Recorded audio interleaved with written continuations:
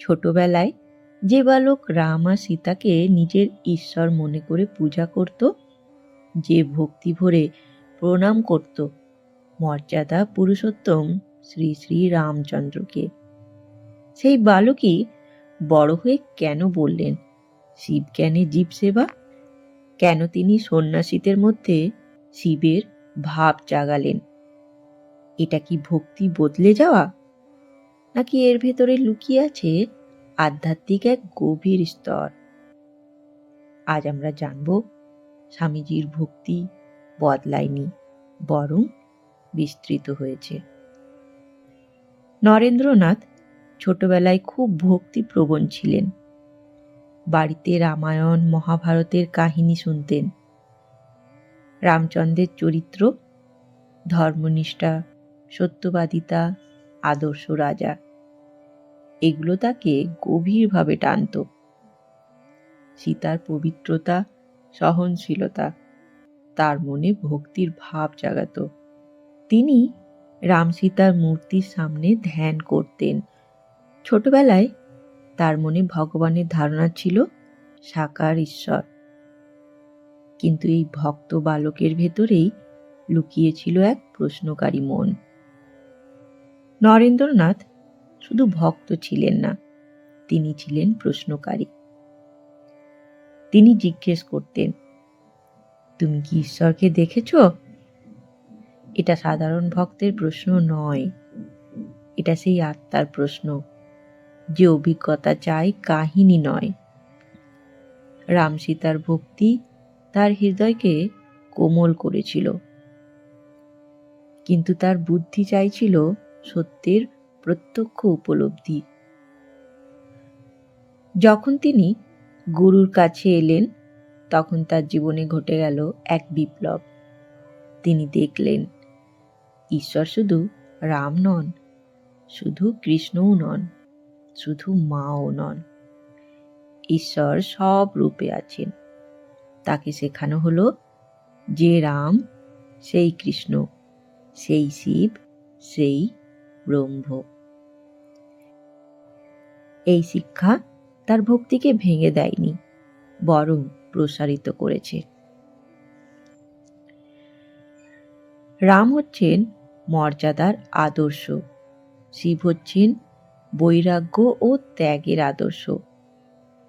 নরেন্দ্রনাথের জীবন কোন পথে যাচ্ছিল, চলুন এবারে জানি। সংসার ত্যাগ, দুঃখী মানুষের সেবা, জ্ঞান সাধনা, সন্ন্যাস জীবন। এই জীবনের আদর্শের সাথে শিবভাব স্বাভাবিকভাবেই মিলছিল, তাই তিনি শিব দিকেই ঝুঁকলেন। কারণ শিব হলেন সন্ন্যাসীর প্রতীক, ত্যাগের প্রতীক, সর্বগ্রাসী করুণার প্রতীক। তিনি বললেন, জীবই শিব। এটা মূর্তি পূজা ছেড়ে দেওয়া নয়, এটা পূজার সর্বোচ্চ স্তর। আগে তিনি মূর্তিতে রাম দেখতেন, এখন তিনি মানুষের ভেতর শিব দেখেন। এই উপলব্ধি এসেছে জ্ঞান ও ভক্তির মিলনে। চলুন এবার জানি কেন শিবভাব বিশেষ গুরুত্বপূর্ণ ছিল।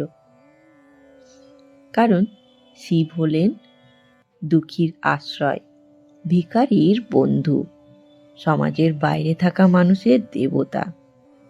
আর স্বামীজির মিশন ছিল দরিদ্রের উন্নয়ন, মানব সেবা, জাতির জাগরণ। এই কাজে শিবভাব ছিল সবচেয়ে উপযোগী। অনেকে ভাবেন তিনি রাম ভক্তি ছেড়েছেন, কিন্তু না, তিনি রামকে সীমাবদ্ধ রূপে দেখতেন না। আর তিনি জানতেন রাম মানেই শিব, শিব মানেই কৃষ্ণ, কৃষ্ণ মানেই মা, আর মা মানেই ব্রহ্ম। এটাই আধ্যাত্মিকতার উচ্চ স্তর।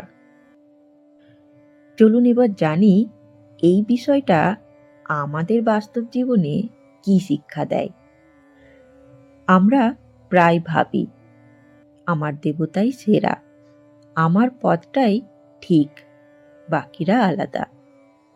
কিন্তু স্বামী বিবেকানন্দ তার জীবন দিয়ে দেখিয়েছিলেন, সত্যিকারের ভক্তি মানুষকে ছোট করে না, বরং বড় করে। ভক্তি যদি সত্য হয়, সে বিভেদ শেখায় না, সে ঐক্য শেখায়।